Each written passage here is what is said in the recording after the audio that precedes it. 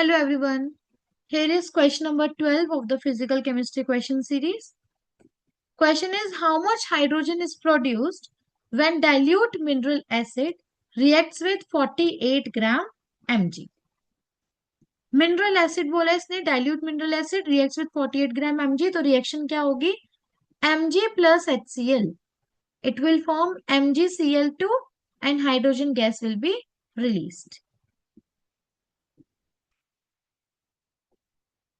Balance reaction क्या होगी?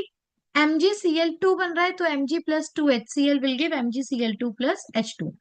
ये हो गई हमारी बैलेंस रिएक्शन. देन हमें बोला है 48 ग्राम Mg.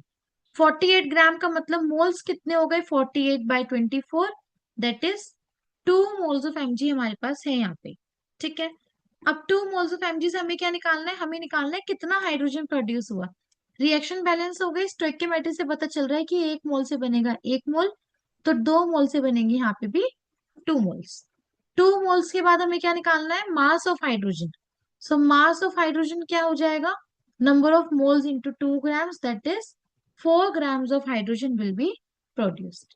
इजी सा क्वेश्चन था. आई होप यहाँ पे सबको क्लियर हो गया होगा.